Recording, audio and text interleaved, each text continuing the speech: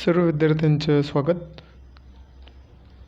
Welcome to online session standard 12th commerce विषय चिटणीसाची कार्यपद्धती सेक्रेटरियल प्रॅक्टिस. प्रकरण 2 संस्थात्मक वित्त व्यवस्थेचे स्रोत सोर्सेस ऑफ कॉर्पोरेट फायनान्स. भागांचे प्रकार. आपण याआधीच्या तासिकेमध्ये भाग म्हणजे काय या संकल्पनेचा अभ्यास केला. कंपनी कायदा 2013 प्रमाणे कलम 2 उपकलम 84 नुसार भाग या संज्ञेची व्याख्या पाहिली. भाग म्हणजे कंपनीच्या भागभांडवलातील एक हिस्सा व भाग साठ्याचाही यामध्ये समावेश केला जातो. त्याचप्रकारे भागभांडवलाची विभागणी ज्या घटकांनी केली जाते तो घटक म्हणजे भाग होय. अशा प्रकारची व्याख्या आपण याआधीच्या तासिकेत पाहिलेली आहे. भागांचे प्रकार. कंपनी कायदा 2013 कलम 43 नुसार कंपनी वेगवेगळ्या प्रकारच्या भागांची विक्री करू शकते. त्यावेळी त्यांचे हक्क, लाभ, जोखीम अशा गोष्टी लक्षात घेतल्या जातात. म्हणजे असे काही भाग आहेत की त्या भागांवर असणारे हक्क आणि दुसऱ्या भागांवर असणारे हक्क, भागांच्या दुसऱ्या प्रकारांवर असणारे हक्क यामध्ये तफावत आहे. त्याचप्रकारे लाभासंदर्भात देखील काही थोड्या प्रमाणामध्ये तफावती आहेत आणि त्याचप्रकारे जोखीम संदर्भात देखील तफावती आहेत. आणि म्हणून हक्क, लाभ आणि जोखीम हे जे 3 शब्द आहेत, हक्क, लाभ आणि जोखीम हे 3 शब्द अत्यंत महत्त्वपूर्ण आहेत. भागांचे मुख्य 2 प्रकार पडतात. पहिला आहे समहक्क भाग आणि दुसरा आहे अग्रहक्क भाग. परत समहक्क भाग आणि अग्रहक्क भाग यांचे देखील उपप्रकार पडलेले आहेत. मात्र आपण ते ज्यावेळेस समहक्क भाग आणि अग्रहक्क भाग यांचा विस्तृतपणे अभ्यास करू त्यावेळेस समहक्क भागांचे प्रकार कोणते आणि अग्रहक्क भागांचे प्रकार कोणते अशा उपप्रकारांचा आपण अभ्यास करणार आहोत. म्हणून आता आपण समहक्क भाग म्हणजे काय ते पाहूया. समहक्क भागांना साधारण भाग असेही संबोधले जाते. कंपनी कायद्यानुसार समहक्क भाग म्हणजे असे भाग की जे अग्रहक्क भाग नाही आहेत. अशा प्रकारच्या भागांना समहक्क भाग असे म्हणतात की जे भाग अग्रहक्क नाहीत. अशा प्रकारचे म्हणजेच अग्रहक्क भागांच्या नावामध्येच अर्थ आहे. अग्र म्हणजे आधी असलेले, आधी ज्यांचा हक्क आहे. मग कशा संदर्भात हक्क आहे तर समहक्क भागांच्या आधी त्यांना काय मिळत असावं बरं? लाभांश मिळत असावं. म्हणजे अग्रहक्क भागांना समहक्क भागधारकांच्या आधी लाभांश हा दिला जातो आणि म्हणून अग्रहक्क भागांना लाभांश दिल्यानंतर समहक्क भागांना लाभांश हा दिला जातो. आधी अग्रहक्क भागांना लाभांश मिळतो, तदनंतर जे उरलेली रक्कम असेल त्या रकमेतून समहक्क भागांना लाभांशाची वाटणी ही केली जाते. त्याचप्रकारे कंपनीच्या विसर्जनाच्या वेळेस, भांडवल परतफेडीच्या वेळेस ज्यावेळेस समहक्क भाग आणि अग्रहक्क भाग हे दोघंही आहेत तर अग्रहक्क भागांना सर्वात आधी त्यांची भांडवलाची परतफेड होत असते आणि तदनंतर जी उर्वरित रक्कम असेल त्या उर्वरित रकमेतून समहक्क भागांना रक्कम परत दिली जाते. म्हणून या ठिकाणी व्याख्येमध्ये आपल्याला म्हटलेलं आहे की समहक्क भाग म्हणजे असे भाग की जे अग्रहक्क भाग नसतात. अग्रहक्क भागांना समहक्क भागांच्या आधी लाभांश आणि कंपनी विसर्जनाच्या वेळेस भांडवल परतफेड ही केली जाते. म्हणून समहक्क भाग म्हणजे असे भाग होय की जे अग्रहक्क भाग नाहीत. मग समहक्क भागांमध्ये महत्त्वाचे काही मुद्दे आपल्याला लक्षात, ठळक जे मुद्दे आहेत ते लक्षात घेण्यासारखे आहेत. उद्योग व्यवसायासाठी लागणाऱ्या प्राथमिक व मूलभूत भांडवलाचा समहक्क भाग हा महत्त्वाचा स्रोत आहे. समहक्क भागांकडेच कंपनीचा मालकी हक्क असतो, पण त्याबरोबर येणारी जोखीमही ते उचलतात. कंपनी विसर्जनानंतर सर्व गुंतवणूकदारांची रक्कम प्रथम परत केली जाते व उर्वरित रक्कम समहक्क भागधारकांना दिली जाते. याच कारणासाठी समहक्क भागधारकांना मालमत्ता व लाभांशाचे अवशेष भागाचे हक्कदार असे देखील म्हणतात. समहक्क भागधारकांसाठी कोणताही निश्चित अथवा बांधिलकी असलेला भार कंपनी उचलत नाही. लाभांशाचा दर नियामक मंडळाने ठरवल्यानुसार दिला जात असतो. एखाद्या वर्षी कंपनीला कमी नफा झाला तर समहक्क भागधारकांना कमी लाभांश दिले जाते व तोटा झालेला असेल तर लाभांशच दिला जात नाही. अशा प्रकारे समहक्क भागधारकांचे भाग्य कंपनीच्या चढ उतारांशी जोडलेले असते. जर कंपनी यशस्वी झाली, कंपनीला चांगला आर्थिक लाभ मिळाला तर अशा लाभाचा आनंद हे समहक्क भागधारकांना होतो, कारण की त्यांना देखील त्या प्रमाणामध्ये त्यांना लाभांश दिला जातो. आणि जर कंपनी अयशस्वी झाली आणि कंपनीला तोटा झाला तर सगळी जोखीम ही समहक्क भागधारकांना पेलावी लागते किंवा ती सहन करावी लागते. याच कारणामुळे समहक्क भाग भांडवलाला साहसी भांडवल किंवा जोखमीचे भांडवल असे देखील म्हणतात. यालाच काय म्हणतात? साहसी भांडवल किंवा जोखमीचे भांडवल देखील म्हटलं जातं. आणि म्हणून अशा प्रकारचा हा जो भागधारक आहे, हा भागधारक खऱ्या अर्थाने कंपनीची जी जोखीम, कंपनीचा जो महत्त्वाचा जो भाग आहे की जो तोटा सहन करणारा जो मुख्य पार्ट आहे, हा पार्ट म्हणजेच समहक्क भागधारक असतो. म्हणून समहक्क भागधारक यालाच जोखमीचे भांडवल किंवा साहसी भांडवल असे देखील म्हणतात. समहक्क भागधारकांनाच खरा जोखीम पत्करणारा मालक असे देखील म्हणतात. म्हणून जे कंपनीचे नफा जर का झाला कंपनीला तर त्यावेळेस तर ते सहभागी होतातच किंवा त्यांच्या तर ते आनंद घेतातच. पण जर का तोटा झाला कंपनीला तर अशा वेळेस देखील ते कंपनीचा तोटा सहन जे भागधारक करतात तर त्यांनाच कंपनीचे खरे मालक असे म्हणतात. आणि म्हणून समहक्क भागधारकांना कंपनीचा जोखीम पत्करणारा, त्याचप्रकारे कंपनीचा खरा मालक अशा वेगवेगळ्या नावाने संबोधलं जातं. कारण की या ठिकाणी ते जोखीम पत्करणारे असतात आणि कंपनीला शेवटपर्यंत अर्थपुरवठा करणारे असतात. समहक्क भागधारकांच्या कंपनीच्या व्यवस्थापनामध्ये सहभाग असतो. त्यांना कंपनीच्या सर्वसाधारण सभेसाठी आमंत्रित केले जाते. प्रत्येक समहक्क भागधारकाला मतदानाचा अधिकार असतो. सर्वसाधारण सभेतील चर्चेमध्ये ते सहभागी होतात आणि मतदानाचा हक्क बजावतात. प्रत्येक भागावर एक मत, या प्रकारे जितके भाग खरेदी केलेले असतील तितक्या भागांवर मत देण्याचा अधिकार हा त्या सभासदाला असतो. व्यवस्थापनातील त्यांचे प्रतिनिधी ते निवडतात. अशा प्रकारे ते खऱ्या अर्थाने कंपनीचे मालक ठरतात.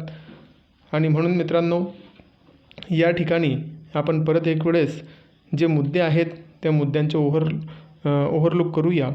भागांचे जे प्रकार आहेत त्यामध्ये कंपनी कायदा 2013 नुसार कलम 43 नुसार कंपनी वेगवेगळ्या प्रकारच्या भागांची विक्री करते. त्यांचे हक्क, लाभ आणि जोखीम अशा गोष्टी लक्षात घेतल्या जातात. लक्षात आलेलंच असेल आपलं की समहक्क भाग आणि अग्रहक्क भाग. समहक्क भागांचं जे देणं आहे ते कंपनीला अग्रहक्क भागांच्या देण्यानंतर दिलं जातं. आणि म्हणून समहक्क भाग म्हणजे असे भाग असतात की जे अग्रहक्क भाग नसतात. अग्रहक्क भागांमध्ये लाभांश हा समहक्क भागाच्या आधी दिला जातो आणि कंपनी विसर्जनाच्या वेळेस देखील भांडवल परतफेड करत असताना अग्रहक्क भागांचं जे भांडवल आहे ते आधी परत केलं जातं आणि राहिलेलं जे भांडवल आहे ते समहक्क भागांसाठी उपयोगाला येतं. म्हणून या ठिकाणी आपल्याला या 3 मुद्द्यांच्या आधारे हक्क, लाभ आणि जोखीम अशा 3 मुद्द्यांच्या आधारे समहक्क भाग आणि अग्रहक्क भाग या दोघांमधलं फरक हे लक्षात येतं. हक्क समहक्क भागांना मतदानाचा अधिकार असतो, तर अग्रहक्क भागांना मतदानाचा अधिकार नसतो. लाभाचा जर का आपण विचार केला तर समहक्क भागांना जे लाभ आहे ते अग्रहक्क भागांना लाभ दिल्यानंतर मिळत असतं. आणि जोखीम या संकल्पनेचा अभ्यास केला आपण तर समहक्क भागांची जी जोखीम आहे ती अग्रहक्क भागांपेक्षा जास्त असते, कारण अग्रहक्क भागांना कंपनी विसर्जनाच्या वेळेस, कंपनी विसर्जित होणे म्हणजे कंपनीचे अस्तित्व संपुष्टात येणं, कंपनी बंद होणं, कंपनी बंद होणे, कंपनीचे अस्तित्व संपुष्टात येणे यालाच म्हणतात कंपनीचे विसर्जन होणे.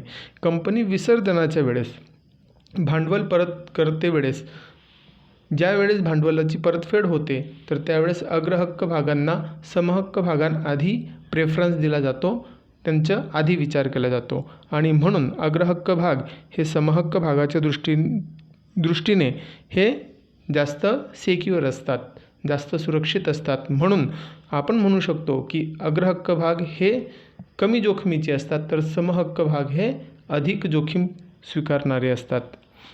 आता या पुढचा जो मुद्दा आहे तो म्हणजे समहक्क भागांची वैशिष्ट्ये. कायमस्वरूपी भांडवल. समहक्क भाग हे न परतफेडीचे भाग आहेत. समहक्क भागांची रक्कम कंपनीच्या जीवनकालामध्ये परत दिली जात नाही. त्यांची परतफेड कंपनी विसर्जनानंतर करता येते. अशा प्रकारे समहक्क भागधारक कंपनीला दीर्घ मुदतीचे व कायमस्वरूपी भांडवल उपलब्ध करून देतात. दुसरा मुद्दा आहे अस्थिर लाभांशाचे दर. समहक्क भागांसाठी कंपनीने लाभांशाचा कोणताही दर निश्चित केलेला नसतो. लाभांशाचा दर एकूण नफ्यानुसार कमी वा जास्त होत असतो. जर कंपनीने जास्त प्रमाणात नफा कमवला असेल तर लाभांशाचा दर अधिक दिला जातो. तसेच नफा अपुरा असेल तर व्यवस्थापक लाभांशाचे वाटप लांबणीवर टाकू शकतात. समहक्क भागधारक लाभांशासाठी व्यवस्थापकांवर सक्ती करू शकत नाहीत. समहक्क भागधारकांचा लाभांश नियमित तसेच निश्चित नसतो, तर त्यात चढउतार होत असतात. तिसरा महत्त्वाचा जो मुद्दा आहे तो म्हणजे हक्क. समहक्क भागधारकांना काही हक्क प्रदान केलेले असतात, जसं की पहिला हक्क आहे मतदानाचा हक्क. या हक्काद्वारे समहक्क भागधारक संचालकांची निवड करतात, कंपनीची घटना किंवा नियमावलीत दुरुस्ती करू शकतात. दुसरा हक्क आहे नफ्यामधील सहभागाचा हक्क. हा अत्यंत महत्त्वाचा हक्क आहे. समहक्क भागधारकांना नफ्यात वाटा मिळण्याचा हक्क आहे, जो लाभांश म्हणून वितरित केला जातो.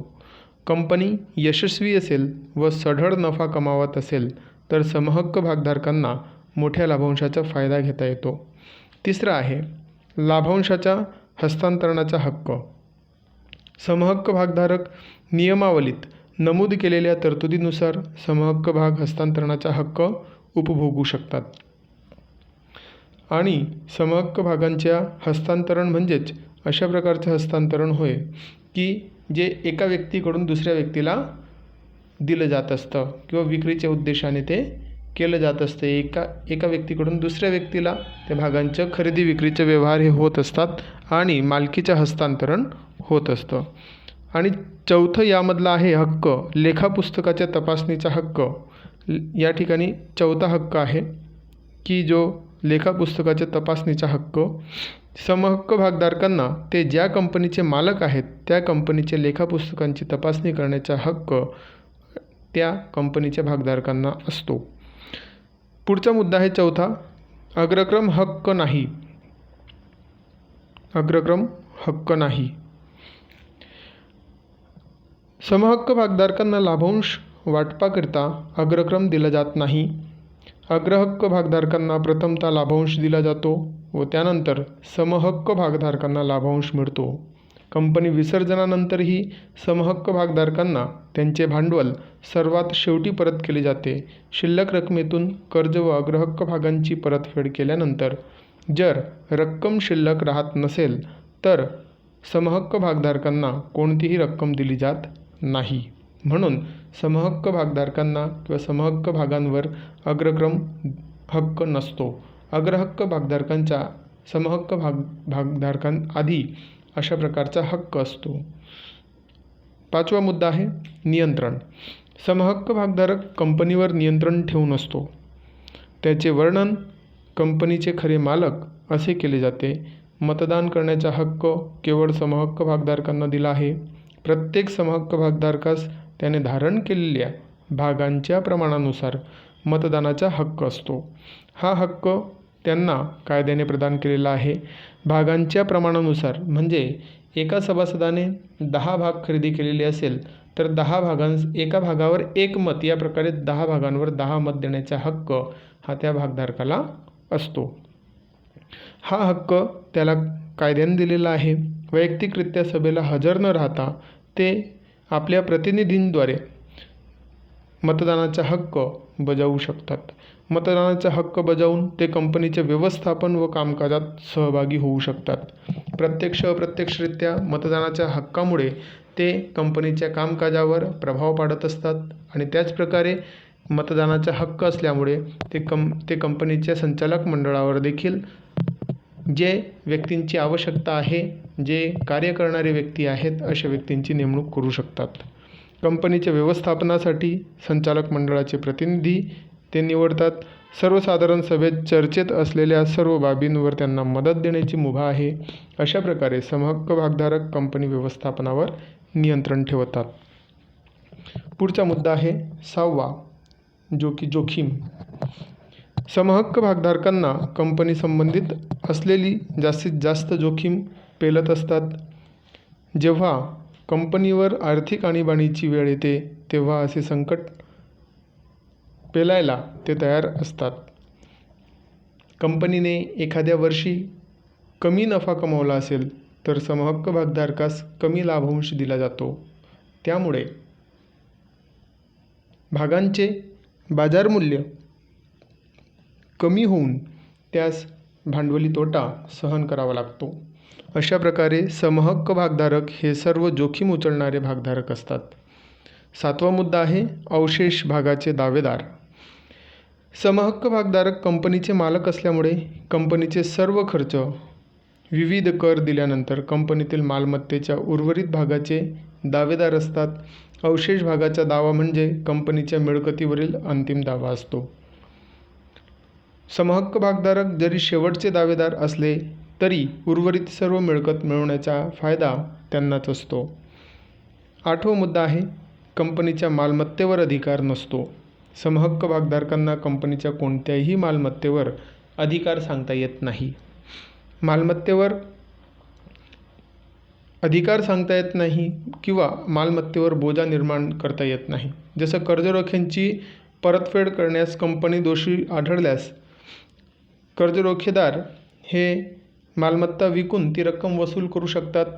त्याच प्रकारचे समहक्क भागधारक त्या प्रकारची क्रिया करू शकत नाही, कारण ते कंपनीचे खरे मालक असतात. त्यांनी जोखीम पत्करलेली असते आणि म्हणून त्यांना मिळणारं किंवा त्यांना त्यांच्याकडून जाणारं, त्यांनी जेवढी गुंतवणूक केलेली आहे ती सर्व जरी गेली तरी देखील ते कंपनीच्या संपत्तीवर कुठल्याही प्रकारचा दावा दाखल करू शकत नाही. म्हणजेच कंपनीच्या मालमत्तेवर कुठल्याही प्रकारचे त्यांचे अधिकार राहत नाही. पुढचा मुद्दा आहे अधिलाभांश भाग किंवा बोनस भाग. अधिलाभांश भाग हे समहक्क भागधारकास बक्षीस म्हणून विनामूल्य दिले जातात. हे भाग विद्यमान भागधारकांना विनामूल्य दिले जातात. जे भागधारक आहेत, जे कंपनीचे भागधारक आहेत त्यांना विद्यमान भागधारक असे म्हणतात. जमा झालेल्या नफ्यातून हे समभाग दिले जातात. समभागांच्या प्रमाणात अधिलाभांश भाग दिले जातात. समहक्क भागांची भांडवली गुंतवणूक अशा प्रकारे स्वतःच वाढते. हा लाभ फक्त समहक्क भागधारकांनाच उपलब्ध आहे. इतर कोणत्याही भागधारकांसाठी किंवा अग्रहक्क भागधारकांसाठी अशा प्रकारचा लाभ हा दिला जात नाही. हक्क भाग. पुढचा मुद्दा आहे 10वा हक्क भाग. जेव्हा एखाद्या कंपनीला विस्ताराच्या उद्देशाने अधिक निधींची आवश्यकता असते आणि नवीन भागांची विक्री करून पुढील भांडवल जमा करते, तेव्हा विद्यमान भागधारकांना प्रथम भाग देण्यास प्राधान्य दिले जाते. यालाच हक्क भाग देणे असे म्हणतात. समहक्क भागधारकांना त्यांच्या आधीपासून असलेल्या भागांच्या प्रमाणात हे समभाग दिले जातात. म्हणजे उदाहरणार्थ एका भागधारकाकडे 10 शेअर्स असतील, 10 भाग असतील खरेदी केलेली असेल त्याने, तर अशा वेळेस हक्क भाग वाटणी करत असताना 10 भाग किंवा त्याने खरेदी केलेल्या शेअरच्या प्रमाणामध्ये त्याला ते भाग हे उपलब्ध करून देण्याचं कार्य कंपनी करत असते. त्यानंतर दर्शनी मूल्य. समहक्क भागांचे दर्शनी मूल्य कमी असते. हे मूल्य 10 रुपये किंवा अगदी 1 रुपयेसुद्धा असू शकते. वर एक मुद्दा स्पष्ट करायचा आहे की हक्क भाग हे जे आहे हे भाग हे मूल्य देऊन खरेदी करता येतात आणि बोनस भाग जे आहेत ते विनामूल्य असतात. हक्क भाग हे त्याच्यासाठी काहीतरी किंमत ही मोजावी लागत असते, म्हणून हक्क भाग हे विनामूल्य नसतात, तर बोनस भाग हे विनामूल्य असतात. त्यानंतर आहे बाजार मूल्य. मागणी व पुरवठा यानुसार समहक्क भागांच्या बाजार मूल्याचे चढ उतार होत असतात. समहक्क भागांची मागणी व पुरवठा ही मिळवलेला एकूण नफा व घोषित लाभांश या 2 गोष्टींवर अवलंबून असते. जेव्हा कंपनी भरघोस नफा मिळवते तेव्हा त्यांच्या भागांचे मूल्य वधारते, पण जेव्हा त्यांचे नुकसान होते तेव्हा त्यांचे बाजार मूल्य कमी होते. अन्य प्रतिभूतींच्या तुलनेत समहक्क भागांच्या बाजार मूल्यांमध्ये वारंवार चढउतार झालेले दिसून येतात. म्हणूनच या भागांचे सट्टेबाजांना खूप आकर्षण वाटते. प्रतिभूतींच्या मूल्यबदलामुळे नफा मिळवण्याचा प्रयत्न सट्टेबाज करत असतो आणि म्हणून या ठिकाणी जे बाजार मूल्य ठरवलं जातं भागांचं, तर ते मागणी व पुरवठा यांच्या अनुसार किंवा यानुसारच बाजार मूल्य हे ठरत असतं. मागणी अधिक असेल आणि पुरवठा कमी असेल तर किमती वाढतात आणि मागणी जास्त असेल आणि पुरवठा कमी तर किमती वाढतात. या उलट जर विचार केला की मागणी कमी आणि पुरवठा अधिक असेल तर अशा वेळेस त्या ज्या किमती आहेत त्या किमती कमी होताना आपल्याला दिसतात. म्हणजे याचा दुसरा अर्थ असा की ह्या मागणी आणि पुरवठा हा जो घटक आहे, हा घटक मुख्यतः एकूण नफा, कंपनीने मिळवलेला एकूण नफा आणि त्याने केलेला घोषित लाभांश या 2 घटकांवर आधारित असतो. 13वा महत्त्वाचा मुद्दा आहे शेवटचा, भांडवल वृद्धी, कॅपिटल ॲप्रिसिएशन त्याला म्हणतात. जेव्हा भाग बाजारामध्ये भागांचे बाजार मूल्य वाढते तेव्हा भाग भांडवलाची वृद्धी होते. कंपनीचा नफा तसेच कंपनीची समृद्धी ही कंपनीची भाग बाजारात प्रतिष्ठा वाढवतात. त्यामुळे भागांच्या मूल्यांमध्ये वृद्धीही होत असते. तर मित्रांनो, आपण एकूण 13 मुद्द्यांचा अभ्यास केलेला आहे. तर ते मुद्दे आपण एक वेळेस ओव्हरलूक करूया म्हणजे आपल्याला ते अधिक लक्षात येतील. समहक्क भागांची वैशिष्ट्ये. पहिला मुद्दा कायमस्वरूपी भांडवल. दुसरा अस्थिर लाभांशाचे दर. तिसरा हक्क. चौथा अग्रक्रम हक्क नाही. 5वं नियंत्रण. 6 जोखीम. 7 अवशेष भागाचे दावेदार. 8 कंपनीच्या मालमत्तेवर अधिकार नाही. 9 अधिलाभांश भाग किंवा बोनस भाग. 10 हक्क भाग. 11 दर्शनी मूल्य. 12 बाजार मूल्य. 13 भांडवल वृद्धी. तर मित्रांनो, या घटकावर आधारित आपल्याला प्रश्न विचारला जाऊ शकतो. समहक्क भाग म्हणजे काय आणि समहक्क भागाची वैशिष्ट्ये स्पष्ट करा. असे 13 मुद्दे आपल्याला वैशिष्ट्यांचे स्पष्ट करायचे असतात. आता समहक्क भागांचे प्रकार. 2 मुख्य प्रकार आहेत. तर पहिला जो आहे मतदानाच्या सर्वसाधारण हक्कासहित आणि दुसरा आहे मतदानाचे भेददर्शक हक्कासहित. आता मतदानाच्या सर्वसाधारण हक्कासहित या प्रकारामध्ये भागधारकांना मतदानाचे सर्वसाधारण हक्क असतात. हे भागधारक त्यांनी धारण केलेल्या भागांच्या प्रमाणात मते देऊ शकतात. हा महत्त्वाचा मुद्दा मतदानाच्या सर्वसाधारण हक्कासहित या संकल्पनेमध्ये किंवा प्रकारामध्ये येतो. मतदानाचे भेददर्शक हक्कासहित या प्रकारामध्ये हे जे भागधारक असतात किंवा भागधारण करणारे समहक्क भागधारक असतात तर त्यांना मतदान लाभांश किंवा कंपनी नियम 2014 मधील नियम 4 नुसार सर्वसामान्य भागधारकांपेक्षा वेगळे हक्क दिलेले असतात. मग यांना मतदानाचा हक्क नसतो. त्यांना लाभांश आणि कंपनी नियम 2014 नुसार त्यातील नियम 4 नुसार वेगवेगळ्या प्रकारचे जे हक्क आहेत ते दिलेले असतात. ते मग कोणते? कंपनी मतदानाचा हक्क किंवा मतदानाचा हक्क नसलेले भाग जे असतात यांची विक्री करू शकते अशा भागधारकांना लाभांश अतिरिक्त दराने मिळण्याचा हक्क दिलेला असतो आणि म्हणून या ठिकाणी भेददर्शक त्यांच्याकडून एक हक्क काढून घेतलेला आहे मतदानाचा, तर त्यांना काहीतरी दुसरं दिलेलं आहे, काहीतरी म्हणजे त्यांना अतिरिक्त दराने लाभांश मिळण्याचा हक्क दिलेला आहे आणि म्हणून या ठिकाणी असे दोन प्रकार आपल्याला पाहायला मिळतात समहक्क भागांचे. पहिला म्हणजे मतदानाच्या सर्वसाधारण हक्कासहित आणि दुसरा म्हणजे मतदानाच्या भेददर्शक हक्कांसहित. आपल्याला परीक्षेमध्ये या घटकावर आधारित दोन प्रश्न विचारले जाऊ शकतात. समहक्क भाग म्हणजे काय, समहक्क भागांची वैशिष्ट्ये स्पष्ट करा, आणि समहक्क भाग म्हणजे काय, समहक्क भागांचे प्रकार स्पष्ट करा. अशा प्रकारचे दोन प्रश्न परीक्षेत विचारले जाऊ शकतात. आय होप हे सर्वांना समजलेलं आहे. तर पुढील तासिकेमध्ये पुढील टॉपिक पाहूया. धन्यवाद.